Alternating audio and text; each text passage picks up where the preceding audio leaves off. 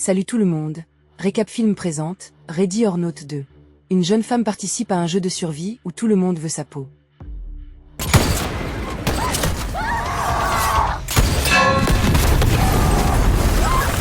Grace sort d'une maison en flammes, où elle venait tout juste de participer au jeu. Les pompiers arrivent et veulent lui poser quelques questions, mais Grace s'évanouit. Les secouristes la raniment, et Grace se souvient comment la famille de son fiancé l'avait traquée pour l'utiliser dans un rituel magique. Puisqu'elle a survécu, toute sa famille a été éliminée. Grace se réveille à l'hosto. Le détective Bassett lui annonce qu'on a retrouvé des corps dans la maison. Le sang sur ses affaires appartient à quelqu'un d'autre. La sœur de Grace, Faith, les interrompt. Grace sait que son histoire va paraître bizarre. Mais Faith doit savoir ce qui s'est passé. Pendant ce temps, Chester suit les informations sur des combats en cours. Il appelle quelqu'un et ordonne un cessez-le-feu. Et peu après, un cessez-le-feu est annoncé. Puis on lui rapporte que toute la famille Ladama a été éliminée. Chester écrit dans une messagerie que le sommet est vacant. Il fait donc lui aussi partie de ce culte. Ursula et Titus sont convaincus que le pouvoir doit leur revenir. Mais Chester leur fait comprendre qu'ils ne peuvent pas s'écarter des règles. Puis il leur tend un oreiller pour que ses enfants l'éliminent. Grace devait être transférée au commissariat, mais Bill surgit. Il élimine le détective. Grace attrape sa sœur et elle s'enfuit. La porte est fermée, ils font demi-tour et se cachent. Bill fouille chaque pièce. Il récupère ainsi le pistolet du détective. Mais Bill était bien plus fort. Il plaque Grace au sol, et en une fraction de seconde de l'éliminer, il explose littéralement, blessant la sœur. Grace prend les clés du détective et sa robe de mariée, qu'elle préfère largement à la blouse d'hôpital. Mais elles ne vont pas très loin. L'avocat lance une grenade lacrymogène dans le couloir, qui endort les deux filles. Bill est mort pour avoir enfreint les règles. On ne peut pas éliminer la cible avant le début du jeu. Ursula et Titus possèdent tout un complexe hôtelier. Ils ordonnent aux clients de déguerpir et se fichent complètement de leur avis. Des membres influents du culte arrivent en ville du monde entier. Une fois réunis, on leur présente leur future proie. Après la mort de la famille de Bill, le pouvoir est passé au conseil. L'anneau incarne le pouvoir. À l'issue de ce jeu, l'une des familles s'en emparera et deviendra le nouveau chef. Le jour de son mariage, Grace a annoncé à sa belle famille qu'elle était seule au monde. Mais comme tout le monde le sait, elle a une sœur. Malheureusement, elle ne peut pas refuser de jouer. Elle devra participer encore à ce jeu de survie. C'est uniquement pour protéger Faith qu'on force Grace à coopérer. Faith, elle, n'est pas vraiment enchantée à l'idée d'y participer. Ça fait 7 ans qu'elle n'a pas vu sa sœur. Francesca fait irruption.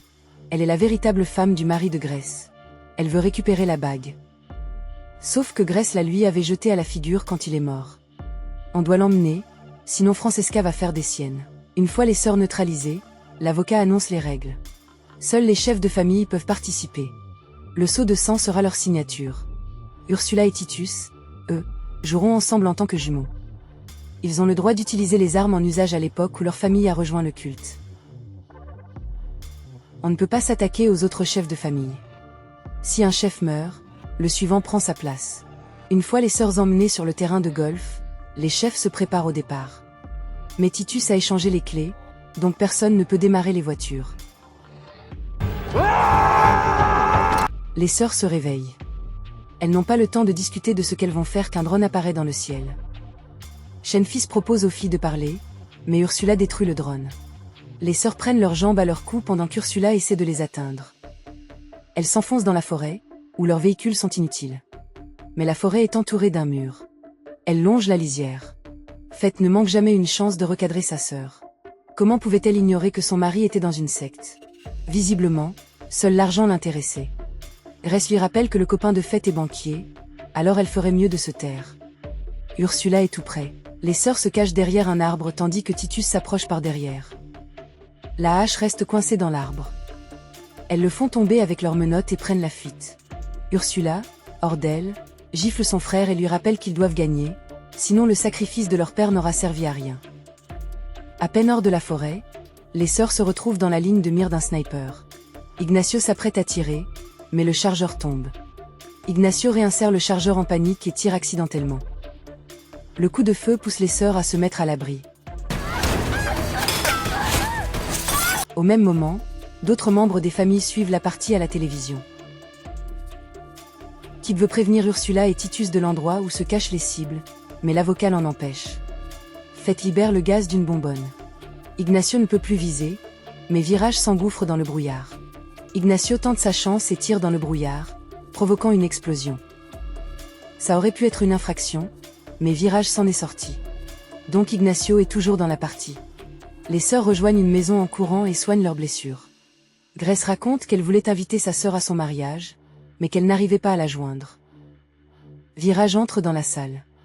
Il remarque une porte qui se referme et les suit. Elle tombe sur une scie capable de couper leurs chaînes.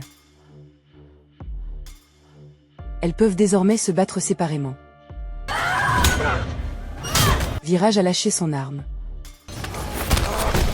Fett le frappe dans le dos, projetant Virage sur le tapis roulant. Elles le maintiennent en place jusqu'à ce qu'il soit aspiré par la machine. Et Grace appuie sur le bouton de nettoyage. Virage étant mort, Matt doit entrer en jeu.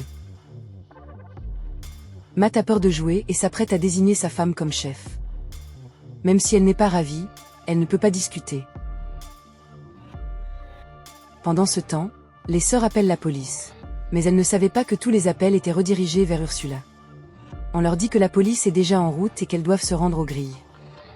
Les filles tombent sur Shenzink, qui ne veut pas les éliminer. Son collaborateur a trouvé une faille. Grace doit épouser son fils. Et elle intégrera le conseil. Ce qui lui sauvera la vie. Grace sent l'arnaque et demande ce qu'il se passera ensuite. Évidemment, elle devra participer au prochain jeu. Ignacio arrive en courant, mais Shenzink couvre les filles. Puisqu'Ignacio ne peut pas l'éliminer.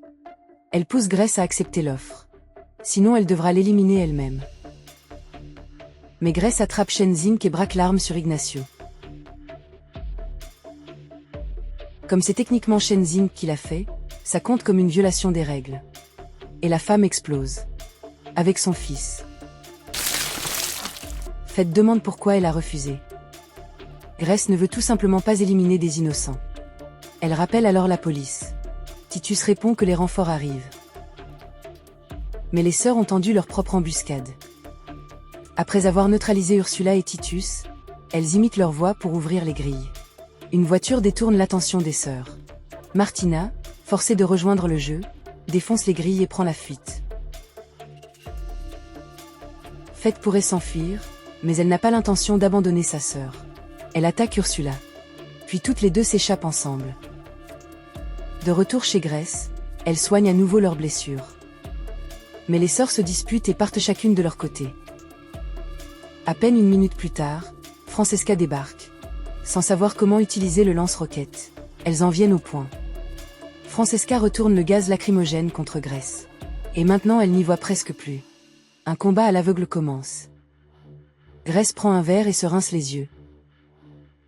Au même moment, Fett s'est calmé et s'apprête à rejoindre sa sœur. Quand elle tombe sur Titus, il veut savoir où est Grace, mais Fett ne la trahit pas. Titus n'y croit pas. Une bagarre éclate, mais Ursula accourt en demandant de ne pas éliminer Fett. Elle n'est pas la cible principale. Mais elle peut servir à remporter la victoire. Ils annoncent au micro qu'ils ont Fett. Si Grace veut la sauver, elle doit se rendre à l'endroit indiqué. Fett supplie sa sœur de fuir. C'est alors que Grace aperçoit une caisse d'armes. Avec ce cadeau inespéré, Grace retourne tranquillement dans la maison. Et élimine tout le monde sur son passage. Philippe a cru pouvoir gagner le jeu. Du coup il signe le livre et court chercher une arme. Et miraculeusement, il manque Grace. Elle se précipite dans la cuisine, où elle réalise qu'elle n'a plus de munitions. Grace veut s'enfermer dans le frigo. Mais Titus menace d'éliminer Fett. Se souvenant de la faille, Fett lui propose de l'épouser. L'avocat qui White souligne que rien ne l'interdit. Titus accepte. Grace et Fett sont alors disqualifiés. Ursula fait son apparition. Elle est vraiment désolée que Grace ait dû participer au jeu. Elle a peur de son frère qui devient fou. Elle lui propose de s'allier. Mais Titus était là et a tout entendu. Il attaque Ursula et l'élimine. Puisque rien ne l'interdit. Et tout le monde file au mariage. Maintenant, tout le pouvoir revient à la famille de Titus. Il était tellement aux anges qu'il n'a pas remarqué que Grace avait saisi un stylo et lui sauté dessus.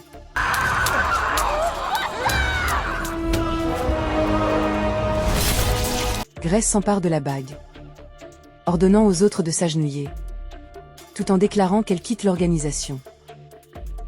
Selon les règles, le nouveau chef sera celui qui s'emparera de la bague en premier avant la fin de la nuit. Et il ne reste que 3 minutes. Grace jette la bague dans le puits. Absolument tout le monde saute en bas. Et une bagarre éclate. En haut, il ne reste que les sœurs et l'avocat. Au final, tout le monde a explosé.